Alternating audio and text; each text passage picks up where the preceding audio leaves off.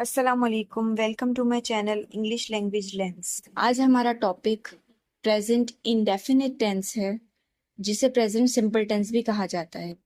इस वीडियो में मैं आपको बताऊंगी कि इस टेंस का इस्तेमाल हम क्यों करते हैं और इस टेंस का इस्तेमाल हम किस तरह से करते हैं। यूं तो इस टेंस के बहुत सारे इस्तेमाल हैं, लेकिन इस वीडियो में मैं आपको इस टेंस के कुछ बेसिक इस्तेमाल बताऊंगी। इस टेंस का इस्तेमाल हम अपनी हैबिचुअल एक्शंस को बताने के लिए करते हैं, रिपीटेड एक्शंस को बताने के लिए करते हैं। यानी कि हम सुबह से लेकर रात तक जो भी चीजें कर रहे होते हैं, वो एक रिपीटेड साइकिल के अंदर अगर चीजें हो रही हैं तो हम उन सारी चीजों को बताने के लिए इस टेंस का इस्तेमाल एक जगह और भी किया जाता है, जब हम जनरल ट्रुथ्स के बारे में बात करते हैं या फिर साइंटिफिक फैक्ट्स के बारे में बात करते हैं।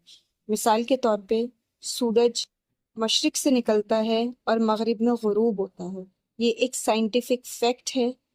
हम ऐसी बातों को बताने के लिए भी इस टेंस का इस्तेमाल करते हैं। इसके अलावा हम अपने शेड्यूल्ड इवेंट्स के बारे में बताने के लिए भी इस टेंस का इस्तेमाल करते हैं।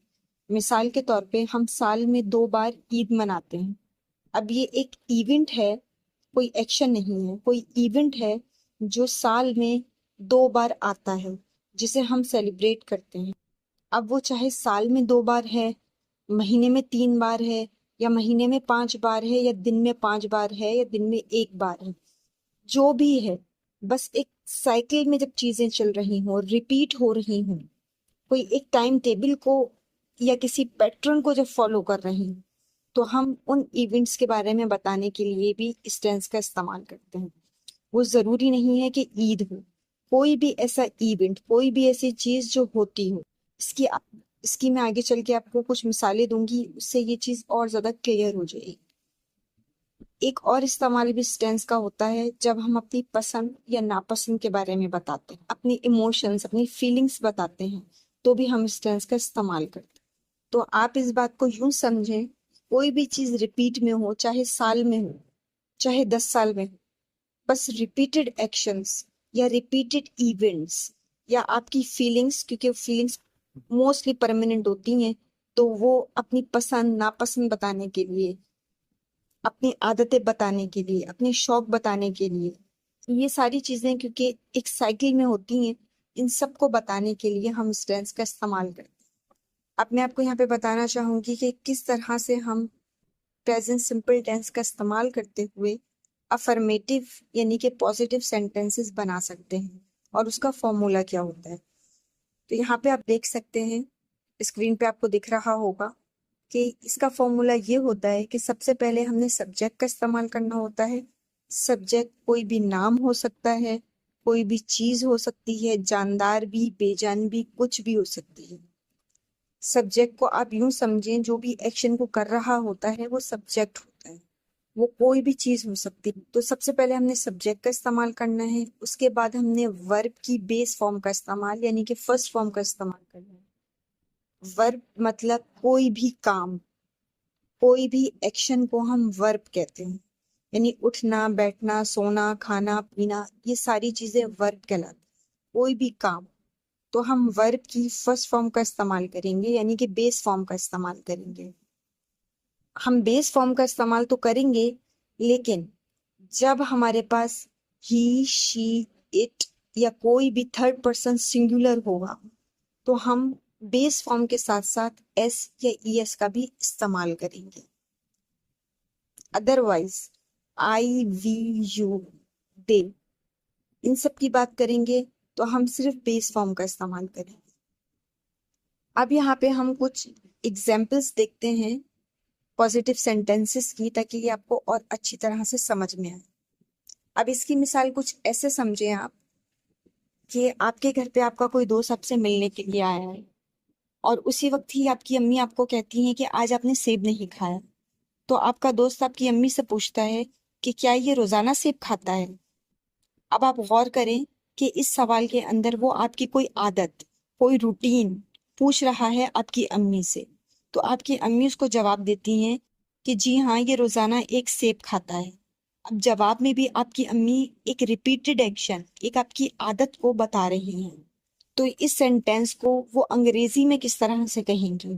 वो कहेंगी he eats an apple every day. ये रोजाना एक सेब खाता है। अब अगर यहाँ पे आप देखें तो हमारा सब्जेक्ट है ही, तो इसलिए हमने वर्ब की बेस फॉर्म तो इस्तेमाल की है, लेकिन बेस फॉर्म के साथ क्योंकि ही है तो हमने एस का इस्तेमाल किया है, यानी ईट्स। फिर हमारा ऑब्जेक्ट है यहाँ पे एन एप्पल। फिर हमने यहाँ पे आगे टाइम भी मेंशन कर दिया है। तो जब भी हमारे पास थर्ड पर्सन सिंगुलर होगा तो हम वर्ब के साथ एस या ईएस का इस्तेमाल करेंगे, जैसे कि हमने इस जुमले में किया है। आगे कुछ और मिसालें देखते हैं ताकि आपको इसे समझने में और आसानी हो। अब इसकी मिसाल आप ऐसे समझें कि आपका कोई दोस्त आपसे मिलने के लिए आया है लेकिन आप घर पे नहीं हैं, तो वो फिर आपके भाई के बारे में पूछता है। तो आपकी अम्मी कहती हैं कि आपका भाई भी घर पे नहीं है। तो वो पूछता है कि ये लोग कहाँ पे गए हैं। तो आपकी अम्मी उससे बताती हैं कि ये लोग हर इतवार को फुटबॉल खेलने के लिए जाते हैं। अब यहाँ पे एक रिपीटेड एक्शन फिर से बताया जा रहा है। अब वो चाहे हफ्ते में एक दफा होता हो, मैंने जैसा बताया था, महीने में एक दफा होता हो, बस रिपीटेड एक्शन होता हो। तो अब यहाँ पे आपकी अम्मी ने क्या जुमला कहा? ये लोग हर इतवार को फुटबॉल खेलने जाते हैं। अब ये हर इतवार को एक रिपीटेड एक्शन है, तो इस जुमले को अंग्रेजी में आपकी अम्मी कहेंगी they play football every Sunday. अब यहाँ पे आप देखेंगे हमारा जो सब्जेक्ट है वो एक से ज्यादा लोग हैं, यानी कि प्लूरल है, दे। मैंने जैसे आपको बताया था, जब हम एक से ज्यादा लोगों के बारे में बात करेंगे तो हम वर्ब की बेस फॉर्म का इस्तेमाल करेंगे, उसके साथ हम किसी भी एस या ईएस का इस्तेमाल नहीं करेंगे। अब क्योंकि यहाँ पे हमारा सब्जेक्ट दे है, एक से ज्यादा लोग हैं, इसलिए मैंने वर्ब की सिर्फ बेस फॉर्म का इस्तेमाल किया है, इसके साथ कोई एस या ईएस का इस्तेमाल नहीं किया। तो यहाँ पे हमारा सब्जेक्ट क्या है? दे। वर्ब है यहाँ पर प्ले, और हमारा ऑब्जेक्ट है फुटबॉल। एक और मिसाल हम देखते हैं। आप और आपके कुछ दोस्त मिलते हैं सुबह नाश्ते के लिए। आपके सारे दोस्त चाय पी रहे हैं लेकिन एक दोस्त आपका चाय नहीं पी रहा। तो आप लोग सब उससे पूछते हैं कि तुम चाय क्यों नहीं पी रहे? तो वो आपको बताता है कि मैं हर सुबह कॉफी पीता हूँ। अब यहाँ पे फिर से एक रिपीटेड एक्शन को बताया जा रहा है, एक रूटीन को बताया जा रहा है, एक आदत को बताया जा रहा है। तो अब इस जुमले को वो किस तरह से कहेगा अंग्रेजी में? वो कहेगा I drink coffee every morning, यानी मैं हर सुबह कॉफी पीता हूँ। अब उसने अपनी एक रिपीटेड एक्शन, अपनी एक आदत आपको बताते हैं। अब क्योंकि यहाँ पे हमारा सब्जेक्ट आई है तो हमारा वर्ब यहाँ पे ड्रिंक होगा, ड्रिंक्स नहीं हो सकता। फिर हमने यहाँ पे ऑब्जेक्ट का इस्तेमाल किया कॉफी। फिर हमने आगे टाइम भी मेंशन कर दिया कि एवरी मॉर्निंग। हम इसकी एक और मिसाल देखते हैं कि आपके घर पे कुछ मेहमान आए हुए हैं। जब इनके जाने का टाइम होता है तो वो आपसे पूछते हैं कि यहाँ पर बस कितने बजे आती है। तो आपने अब उसको बताना है कि बस सुबह 9 बजे आती है। अगर आप सवाल पे गौर करें तो आपसे एक रिपीटेड इवेंट के बारे में पूछा जा रहा है, तो जवाब में आप भी एक ऐसा जवाब दे रहे हैं जो कि रिपीटेड है ऑफ कोर्स। जैसे कि बस सुबह 8 बजे आती है, आपने ये कहना है। अब यहाँ पे एक ऐसी भी मिसाल देते हैं कि यहाँ पे टाइम मेंशन में नहीं करती, तो आपने कहना है the bus arrives eight 8 AM। अब यहाँ पे आप देखिए हमारा सब्जेक्ट क्योंकि द बस है तो मैंने यहाँ वर्ब अराइव के साथ एस का भी इस्तेमाल किया है, अराइव्स। फिर यहाँ पे आप देखिए मैंने एट 8 AM का इस्तेमाल किया है। कोई मैंने यहाँ पे every day, on daily basis, every Sunday, इस तरह के किसी टाइम पीरियड का इस्तेमाल नहीं किया है। इस सेंटेंस में आपको टाइम को मेंशन करना जरूरी नहीं है, क्योंकि जब हम देखते हैं कि सब्जेक्ट के साथ वर्ब की बेस फॉर्म लगी हुई है, या अगर सब्जेक्ट हमारा सिंगुलर है और वर्ब के साथ एस या ईएस का इस्तेमाल हुआ हुआ है, तो हम वैसे ही समझ जाते हैं कि ये एक रिपीटेड एक्शन की बात हो रही है, रिपीटेड इवेंट के बारे में बात हो रही है, पसंद या नापसंद को बताने के बारे में बात हो रही है। तो इसलिए ये प्रेजेंट सिंपल टेंस है। इसकी एक और मिसाल अब हम देखते हैं। आपने अपने दोस्त को कहा कि कल तुम मेरे घर पे आ जाना, हम मूवी देखने के लिए जाए। आपने उसे 6 बजे का टाइम दिया घर आने का, लेकिन वो आपके घर पे आता है 9 बजे। अब वो आपको कहता है कि चलो मूवी देखने के लिए चलते हैं। अब यहाँ पे आप उसको बता रहे हैं कि मूवी शाम को 7 बजे शुरू हो जाती है, तो हम लेट हो गए हैं, अब हम नहीं जा सकते। अब यहाँ पे आप गौर करें कि आपने एक रिपीटेड इवेंट अगेन उसको बताया कि मूवी 7 बजे शाम में शुरू हो जाती है। अब इस जुमले को कहने के लिए आप अंग्रेजी में कहेंगे the movie starts at 7 PM। अब ये सेंटेंस पे अगर आप गौर करें तो यहाँ पे जो हमारा सब्जेक्ट है वो द मूवी है, तो इसलिए वर्ब स्टार्ट हमने यहाँ पे इस्तेमाल करना था, तो स्टार्ट के साथ हमने एस का भी इस्तेमाल किया है अपने सब्जेक्ट को देखते हुए। इसकी एक और एग्जाम्पल देखते हैं। आप और आपका भाई एक पार्टी में जाते हैं, वहां पे जाके आपका भाई खाना नहीं खा रहा, तो पार्टी का होस्ट पूछता है आपसे कि आपका भाई खाना क्यों नहीं खा रहा। तो आप उसे बताते हैं कि मेरे भाई को मिर्चों वाला खाना पसंद नहीं है, या इसे मिर्चों वाला खाना पसंद नहीं है। तो इस जुमले को कहने के लिए कि इसे मिर्चों वाला खाना नहीं पसंद, आप कहेंगे ही डिसलाइक्स स्पाइसी फूड। अब यहाँ पे सेंटेंस पे आप गौर करें तो हमारा सब्जेक्ट क्या है, थर्ड पर्सन सिंगुलर ही, इसलिए हमने वर्ब की बेस फॉर्म के साथ एस का भी इस्तेमाल किया है डिसलाइक्स, फिर ऑब्जेक्ट का इस्तेमाल किया स्पाइसी फूड। अब यहाँ पे आप देखें कि ये एक रिपीटेड एक्शन है, पसंद या नापसंद के बारे में बताया जा रहा है, एक आदत के बारे में बताया जा रहा है, इसलिए हमने प्रेजेंट सिंपल टेंस। बात करते हैं नेगेटिव सेंटेंसेस की, यानी कि इनकारिया जुमलों की। वो जुमले जिसके अंदर हम डेली रूटीन तो बताते हैं, रिपीटेड एक्शंस के बारे में तो बात करते हैं, लेकिन उसके अंदर हम नॉट का इस्तेमाल करते हैं, यानी कि नहीं का इस्तेमाल करते हैं। तो सबसे पहले देखते हैं कि हमें प्रेजेंट सिंपल टेंस का इस्तेमाल करते हुए कौन सा फॉर्मूला यूज करना है जिससे हम नेगेटिव सेंटेंसेस बना सकते हैं। तो इन जुमलों को बनाने के लिए हम सबसे पहले इस्तेमाल करते हैं सब्जेक्ट का, उसके बाद डू या डस का। मैंने जैसा आपको बताया था कि आई, वी, यू, दे और एक से ज्यादा लोगों के लिए हम डू का इस्तेमाल करते हैं, और ही, शी, इट और कोई भी थर्ड पर्सन सिंगुलर के लिए हम डस का इस्तेमाल करते हैं। उसके बाद हमने इस्तेमाल करना है नॉट का, और फिर वर्ब की बेस फॉर्म का, उसके बाद ऑब्जेक्ट का। यहाँ पे एक चीज का आपने ख्याल रखना है कि जब हम डस का इस्तेमाल करेंगे तो हम वर्ब की बेस फॉर्म के साथ एस या ई एस का इस्तेमाल नहीं करेंगे। इस चीज को आप इस तरह से याद रख सकते हैं कि हम ही, शी, इट और थर्ड पर्सन सिंगुलर के साथ हम वर्ब के साथ एस या ई एस का इस्तेमाल करते हैं। यहाँ पे डू के साथ ऑलरेडी ई एस लगा हुआ है, डस। जब हम डस का इस्तेमाल कर रहे हैं तो हमें एस या ई एस लगाने की जरूरत नहीं है। इसकी कुछ एग्जाम्पल्स हम देखते हैं ताकि ये हमें और अच्छी तरह से समझ में आ सके। मिसाल के तौर पे आपके घर में कुछ मेहमान आए हुए हैं। अब वो मेहमान आपको कहते हैं कि आप अपनी बहन को बोलें कि वो कोई गाना सुनाए, तो आप मेहमानों को कहते हैं वो अच्छा नहीं गाती। अब ये जुमला कहने के लिए कि वो अच्छा नहीं गाती, आपने कहना है she does not Singh well. अब यहाँ पे आप एक रिपीटेड एक्शन, एक हैबिट के बारे में बता रहे हैं या किसी आदत के बारे में बता रहे हैं, तो इसे कहने के लिए आपने सबसे पहले सब्जेक्ट शी का इस्तेमाल किया। अब क्योंकि शी थर्ड पर्सन सिंगुलर है तो इसलिए हमने डस का इस्तेमाल किया, और नॉट का इस्तेमाल करके हमने सिंग जो हमारा वर्ब है उसका इस्तेमाल किया। अब सिंग के साथ हमने एस या ई एस का इस्तेमाल नहीं किया क्योंकि हमने डस का इस्तेमाल किया है। इसकी एक और मिसाल देखते हैं कि यहाँ पे तो बात हो गई शी की, लेकिन अगर यही बात वो आपको कहते कि आप गाना सुनाए और आपने कहना होता कि मैं अच्छा नहीं गाता, तो इस जुमले को कहने के लिए अंग्रेजी में आप कहेंगे I do not Singh well.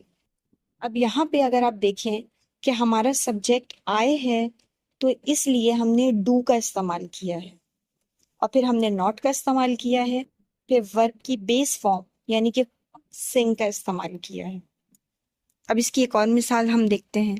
आपके घर पे कुछ मेहमान आते हैं और वो आपके लिए चॉकलेट्स लेकर आते हैं। तो वो मेहमान आपकी बहन को कहते हैं कि आप भी चॉकलेट खाएं। तो आपकी बहन कहती है कि मुझे चॉकलेट नहीं खानी। तो अब वो आपसे पूछते हैं कि क्या आपकी बहन चॉकलेट नहीं खाती। अब फिर से यहाँ पे एक रिपीटेड एक्शन या हैबिट के बारे में पूछा जा रहा है। तो अब आप ये कहना चाह रहे हैं कि ये कभी कभी चॉकलेट नहीं खाती। कोई काम अगर कभी कभी नहीं हो रहा तो ये भी एक तरह का रिपीटेड एक्शन है। तो इसे बताने के लिए भी हम प्रेजेंट सिंपल टेंस का इस्तेमाल करते हैं। अब आपने अंग्रेजी में इस जुमले को आप कैसे कहेंगे? जब आपने कहना है ये कभी कभी चॉकलेट नहीं खाती, तो आप कहेंगे she does not eat chocolate sometimes. अब यहाँ पे क्योंकि हमारा सब्जेक्ट शी है, थर्ड पर्सन सिंगुलर है, इसलिए हमने यहाँ पे डस का इस्तेमाल किया है, और फिर हमने नॉट का इस्तेमाल किया है, और उसके बाद वर्ब की बेस फॉर्म यानी कि फर्स्ट फॉर्म का इस्तेमाल किया है। वर्ब हमारा है ईट। अब ईट के साथ हमने एस या ईएस का इस्तेमाल नहीं किया, क्योंकि हमने डस का इस्तेमाल पहले ही कर लिया है। उसके बाद हमने ऑब्जेक्ट का इस्तेमाल किया, चॉकलेट कभी कभार ये नहीं खाती, इसके लिए हमने समटाइम्स का इस्तेमाल किया। अब बात करते हैं इंट्रोगेटिव सेंटेंसेस की, यानी कि सवालिया जुमलों की। ऐसे जुमले होते हैं जिसके अंदर हम रिपीटेड एक्शंस या आदतें या पसंद के बारे में पूछ रहे होते हैं। तो इसके लिए हम किस फॉर्मूले का इस्तेमाल करेंगे? हमने सबसे पहले यहाँ पे डू या डस का इस्तेमाल करना है, उसके बाद हमने सब्जेक्ट का इस्तेमाल करना है, फिर वर्ब की फर्स्ट फॉर्म का इस्तेमाल करना है, और फिर ऑब्जेक्ट का। यहाँ पे भी हमने सेम पैटर्न को यूज करना है। जब हमने डू या डस का इस्तेमाल करना है तो वर्ब की बेस फॉर्म के साथ हमने एस या ईएस का इस्तेमाल नहीं करना। इसकी कुछ एग्जाम्पल्स देखते हैं ताकि ये हमें और अच्छी तरह से समझ में आए। आप जाते हैं अपने किसी दोस्त के घर पे उससे मिलने के लिए, जुम्मे का दिन होता है, तो उसके घर वाले आपको बताते हैं कि वो घर पे नहीं है। तो आप पूछते हैं कि क्या उसका भाई घर पे है? तो घर वाले बताते हैं कि उसका भाई भी घर पे नहीं है। तो आप सवाल पूछते हैं कि क्या ये लोग हर जुम्मे को मस्जिद जाते हैं? अब ये जुमला है क्योंकि एक रिपीटेड एक्शन है जो कि हर जुम्मे को किया जा रहा है या नहीं, ये आप जानना चाह रहे हैं। तो क्या ये लोग हर जुम्मे को मस्जिद जाते हैं? इस जुमले को आप अंग्रेजी में कहेंगे do they go to the mosque every Friday. अब यहाँ पे क्योंकि हमारा जो सब्जेक्ट है वो एक से ज्यादा लोग हैं यानी कि प्लूरल है, तो हमने इस्तेमाल किया डू का, फिर हमने सब्जेक्ट का इस्तेमाल किया दे, फिर हमने वर्ब जो काम है उसकी फर्स्ट फॉर्म का इस्तेमाल किया गो, और फिर ऑब्जेक्ट का इस्तेमाल किया टू द मॉस्क, फिर हमने यहाँ पे टाइम मेंशन कर दिया एवरी फ्राइडे। तो हमारा सेंटेंस बना do they go to the mosque every Friday. अब इसकी एक और मिसाल हम देखते हैं। आप और आपकी दोस्त एक कॉन्वर्सेशन कर रहे हैं, और कॉन्वर्सेशन के बीच में आप किसी और दोस्त के बारे में अपनी दोस्त से पूछती हैं कि आजकल वो कहाँ पर है। तो आपकी दोस्त कहती है कि मुझे नहीं पता कि वो आजकल कहाँ पर है। तो आप उससे पूछती हैं कि क्या वो अपने वालिदैन के साथ रहती है। तो अब रहना एक काम है, एक रिपीटेड एक्शन है, तो इसे पूछने के लिए भी हम प्रेजेंट सिंपल टेंस का इस्तेमाल करेंगे जो कि एक टेम्परेरी सिचुएशन है। इसके लिए भी हम इस टेंस का इस्तेमाल करेंगे। तो इस जुमले को हम कहेंगे अंग्रेजी में कि does she live with her parents. अब इस जुमले के अंदर हमारा जो सब्जेक्ट है, क्योंकि वो शी थर्ड पर्सन सिंगुलर है, इसलिए हमने डस का इस्तेमाल किया। डज शी, फिर हमारा जो वर्ब है वो लिव है यानी कि रहना, फिर हमने ऑब्जेक्ट का इस्तेमाल किया विथ हर पेरेंट्स। तो अब सेंटेंस हमारा बना does she live with her parents. एक और एग्जाम्पल हम इसकी देखते हैं। आप और आपकी दोस्त बातें कर रहे हैं किसी तीसरी लड़की के बारे में।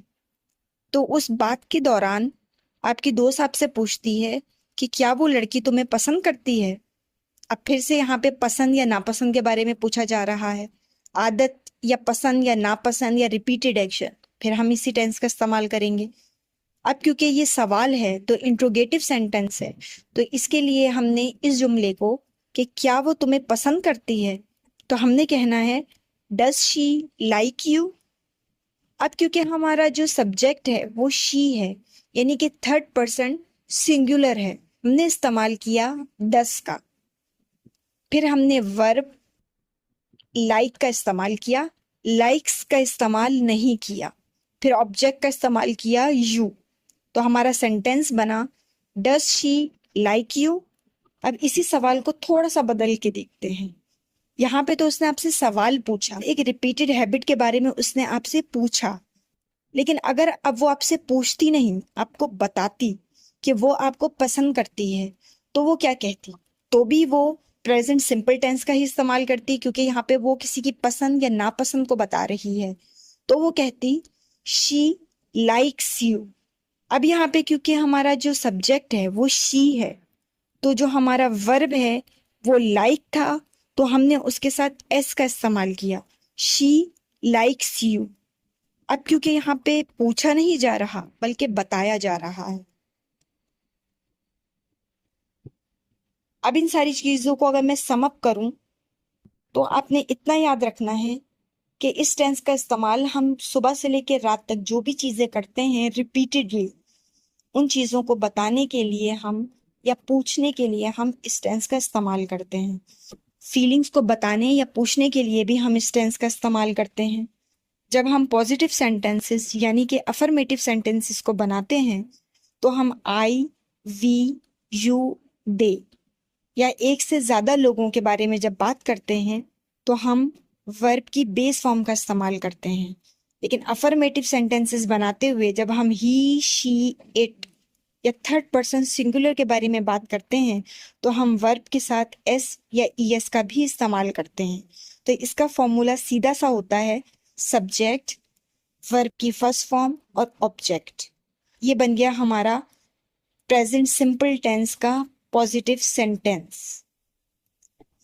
लेकिन जब हम नेगेटिव सेंटेंसेस बनाएंगे तो डू के साथ तो हम पहले ही एस या ईएस का इस्तेमाल नहीं करते, यहाँ पे हम डस के साथ भी एस या ईएस का इस्तेमाल नहीं करेंगे, और सेम चीज हम जब इंट्रोगेटिव सेंटेंसेस बनाएंगे तो भी करेंगे।